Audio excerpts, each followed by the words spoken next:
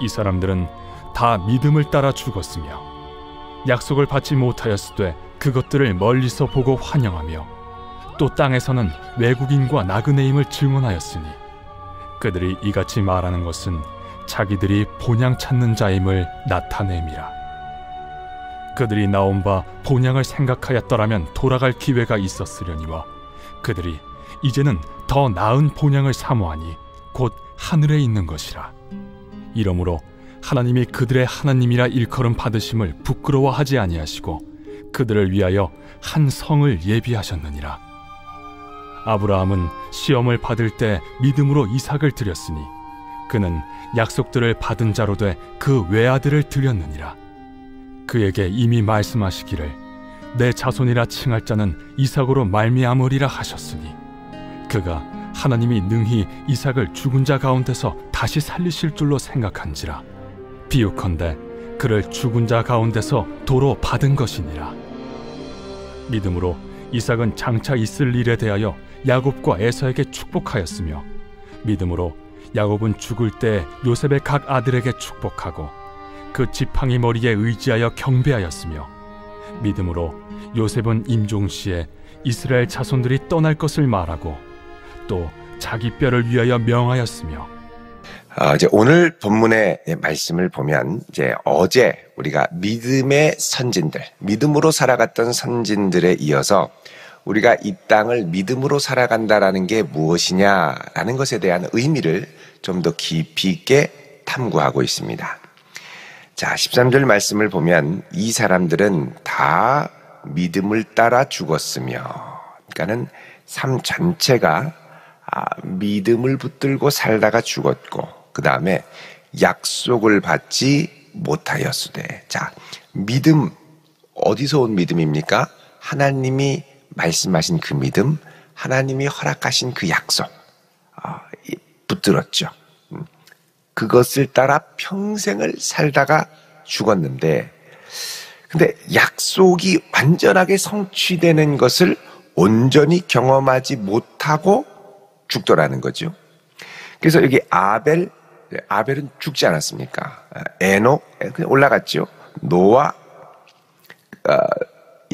그리고 아브라함. 자, 이런 믿음의 선진들이 다 죽는 순간까지 끝까지 믿음으로 살아갔습니다만 하나님이 허락하셨던 그 약속을 온전히 다 경험하지 못하고 그것들을 멀리서 보고, 멀리서 본다라는 건 아직 가까운 시련이 오기 전에 멀리서 보고 환영을 하고, 또 땅에서는, 땅이라는 건 이 땅, 우리가 살아가는 이 땅에서는 외국인과 나그네임을 증언하였으니. 자, 아브라함은 하나님께서 너는 너의 고향, 친척, 아버지의 집을 떠나서 내가 너에게 지시할 땅으로 가라. 그래서 그 땅을 갔습니다만 그 땅에서 아브라함은 땅의 주인으로 산 것이 아니라 이미 가나안 족속들이 사는 그 땅에 나그네로 와서 살았죠. 나그네로 와서 살았습니다.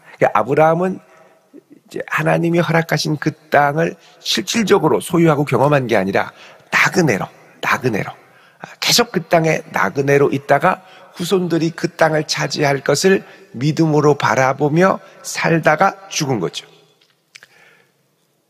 그래서 완전히 그 약속이 실현된 것을 보지 못했다는 겁니다. 자, 여기에 이제 우리 성도들이 믿음을 붙들고 살아갈 때 직면하는 현실이 있습니다. 그건 뭐냐면 우리가 약속을 붙들고 삽니다. 하나님께서 이미 나에게 언약을 허락하셨고 믿음의 자녀로 허락하실 복이 있습니다. 이미 하나님의 약속과 역사가 시작이 됐습니다. 그러나 아직 완전히 그것이 성취된 것은 아니죠. 그래서 성도는 항상 이미 시작된 하나님의 나라, 그러나 아직 완성되지 않은 하나님의 나라의 상태 가운데 살고 있습니다. 두세 사람이 내 이름으로 모인 곳에 내가 그들 가운데 있느니라. 이미 주님이 함께 하시는 하나님의 나라가 시작이 됐습니다만, 미약하게 시작을 했습니다만 정말 그 나라가 영광 중에 장대하게 완성되는 것은 이르지 못했죠. 그러면 이미 시작됐는데 아직 완성되지 않은, 이것을 믿음의 눈으로 끝까지 바라보고 가지 않으면 완성되지 않은 자신의 상태에 대해서 실망할 수 있습니다. 하나님, 제가 믿음으로 살고 주님 끝까지 신뢰하면서 여기까지 왔는데 왜 이 약속이 아직 다 이루어지지 않았습니까? 하나님, 저를 통해서 수많은 백성들이 복을 얻는다고 약속하셨는데 왜 저를 통해서는 아직 이런 많은 약속들이 이루어지지 않았습니까? 아직 이런 상태인데요. 어떻게 하는가요? 이거 하나님 허락하신 거 맞습니까? 이제 이런 고민과 갈등이 있었던 겁니다. 여러분, 세례 요한도 그렇죠. 회개하라. 천국이 가까이 왔다. 내 뒤에 오실 분이 나보다 더 큰 능력으로, 성령으로 너희들 가운데 역사하실 것이다. 근데 예수님께서 오셔서 하나님의 나라를 시작했지만 이제 십자가와 부활로 본격적으로 시작한 거죠. 장차 요한계시록을 통해 완성될 그 하나님의 나라까지는 이르지 않았습니다. 최후의 심판, 하나님이 나중에 예수 안 믿는 자를 따로 다 심판하는 그 역사까지는 이르지 않았죠. 근데 세례 요한이 이제 와가지고 처음에 나는 물로 너희들을 세례를 주지만 예수님은 불로 세례를 주고 도끼가 나무 뿌리에 놓였으니까 회개하지 않는 자마다 다 찍어서 불에 던질 것이다. 뭐 이렇게까지 얘기를 했죠. 그런데 예수님께서 오셔서 그 심판을 행하지 않으시고 구원의 역사를 베푸니까 오실 주님이 당신이 맞나요? 이렇게 자기가 의문을 제기합니다. 왜냐하면 너무 급하게 완성을 바라보며 갔던 거죠. 우리의 믿음이 좀 장기적인 관점으로 가야 됩니다. 이미 시작이 됐지만 아직 완성까지는 이르지 않은. 그래서 그때까지는 어떻게 하느냐? 우리가 믿음으로 바라보며 기도하며 가는 거죠. 자, 그래서 또 땅에서는, 자, 여기 13절에 이 사람들이라는 건 앞에 있던 아벨, 에녹, 노아, 아브라함, 이런 사람들은 다 믿음을 따라 죽고 약속을 받지 못했다. 완전히 최종적인 실현을 받지 못했지만 멀리서 보고 환영하고, 또 땅에서는, 이 땅에서는 외국인과 나그네임을 증언하였다. 나는 이 땅에 그냥 나그네일 뿐이다. 14절에 그들이 이같이 말하는 것은 자기들이 본향 찾는 자임을 나타냅니다. 자, 본향 찾는 자임을 나타냅니다. 자, 자신들이 이 땅에서의 삶이 다가 아니라 결국 이걸 통해서 영원한 본향으로 돌아가는 자.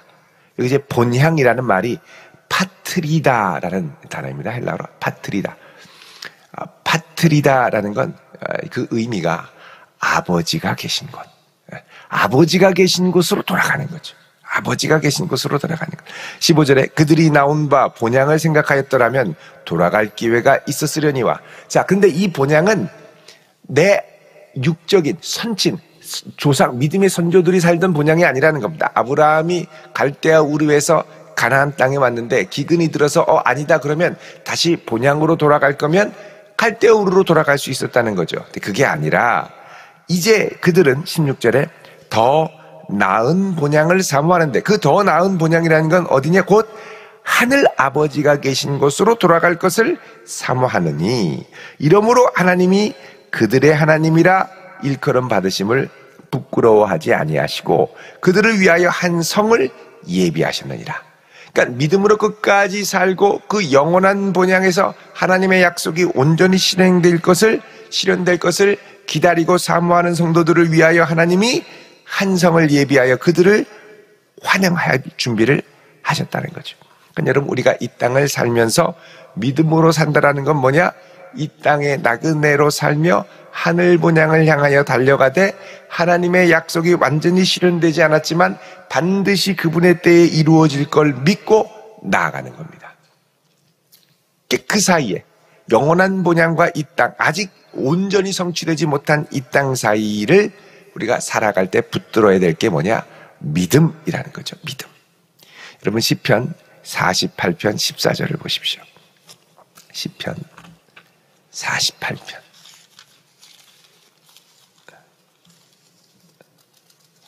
14절.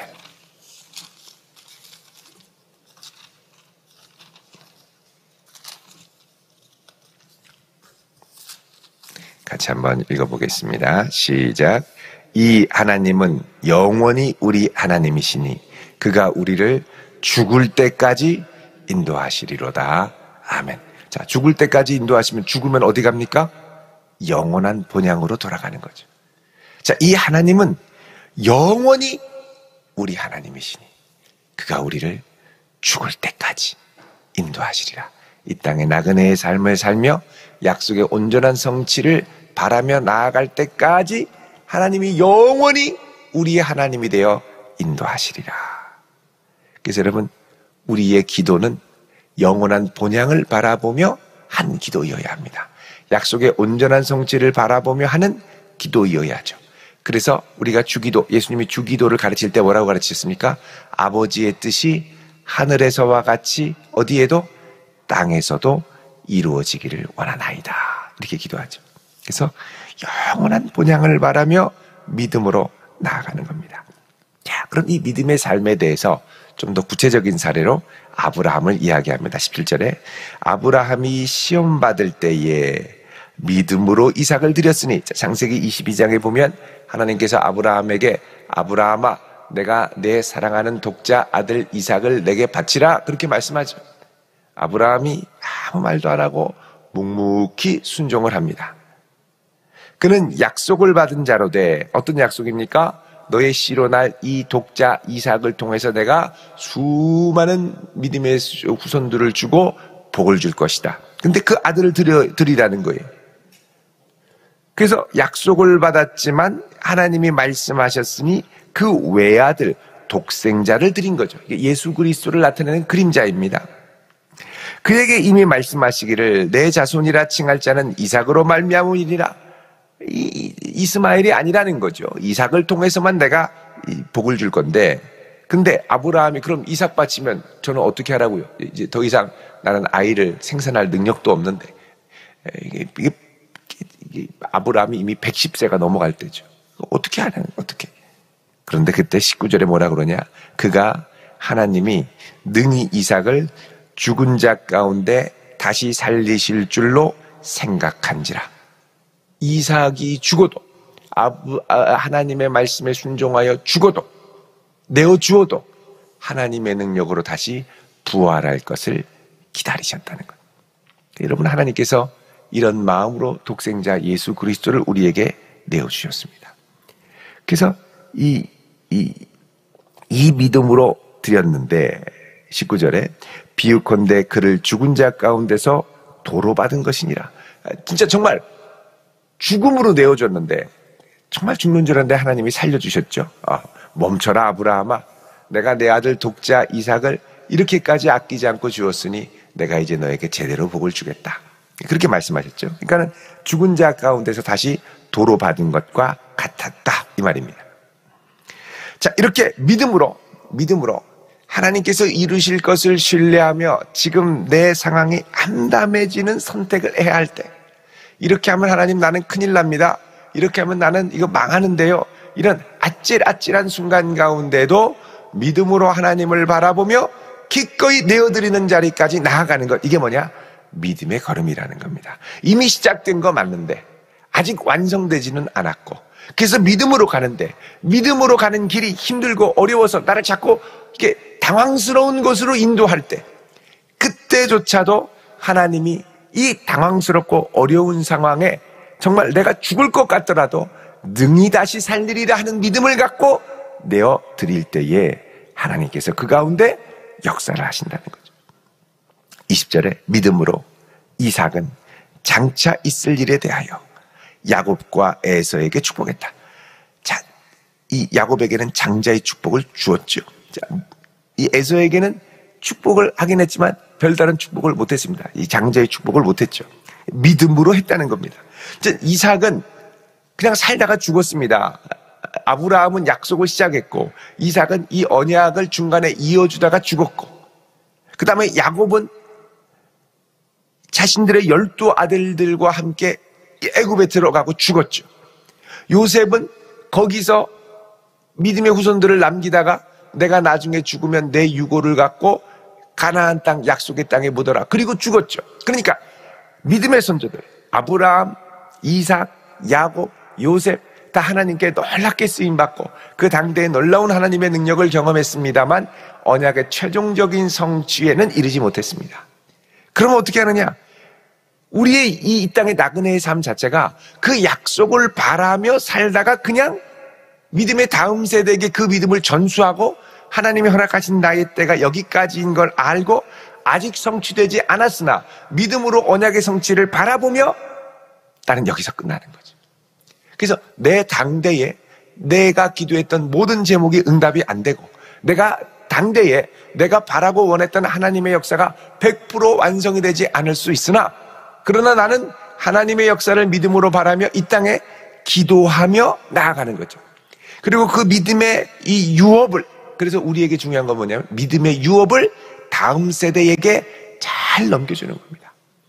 나는 하나님이 허락하셔서 여기까지 달려오고 살아왔지만 이제 그 다음은 내가 믿음으로 감당해야 할 몫이다. 그 다음은 내가 믿음으로 하나님께 기도하고 매달리며 응답받고 나아가야 할 몫이다. 이렇게 이제 내어주는 곳으로 가야 한다는 겁니다. 22절에 믿음으로 요셉은 임종시에 이스라엘 자손들이 떠날 것을 말하고 자기 뼈를 위하여 명하였으며 너희들이 나중에 하나님 나라에 반드시 들어갈 텐데 약속의 땅 가나안에 들어가거든 내 뼈를 거기에 묻어다오 이렇게 얘기를 하죠. 그래서 나의 삶을 넘어가며 전체로 하나님의 나라의 완성을 바라보며 나아가는 믿음이 있었다는 겁니다. 그러니까 우리가 이 땅을 살아가면서 나그네로 살 때 내가 다 할 수 있는 것도 아니고 내 당대의 모든 걸 다 볼 수 있는 것도 아니고 내가 기도했던 모든 것들이 당대에 다 응답받는 것이 아닐지라도 나를 넘어 역사하실 하나님을 바라며 다음 세대를 위하여 눈물의 기도의 씨를 이곳에서 뿌려야 한다는 것이죠. 여러분, 우리의 기도가 하늘 보좌에 상달되어 그분의 때에 반드시 모두 다 응답이 될 줄로 믿습니다. 단 내가 눈 뜨고 그 응답은 다 못 볼 가능성이 큽니다.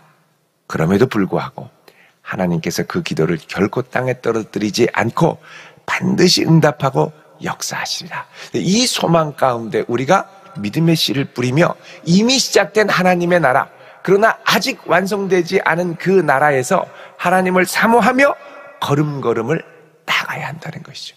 여러분, 이 믿음의 싸움이 우리에게 있습니다. 오늘 이 아침도 우리가 눈물로 기도하며 믿음의 씨를 뿌릴 때에 이 씨를 통하여 하나님께서 역사하시고 소망 가운데 이 하나님은 죽을 때까지 우리를 인도하시리라. 그 소망 가운데 하나님의 역사를 맛보는 복된 성도 되시기를 주의 이름으로 축원드립니다. 기도하겠습니다. 거룩하신 아버지 하나님, 우리의 하나님이 되어주시고 죽을 때까지 인도하시는 하나님이 되어주셨사오니 주여 이 땅 나그네 삶을 살아가며 저 본향을 사모하면서 끝까지 주의 역사를 이루기를 소망하며 기도하며 순종함으로 우리를 내어드리는 복된 걸음이 되게 하여 주시옵소서. 감사드리며 예수님 이름으로 기도하옵나이다. 아멘.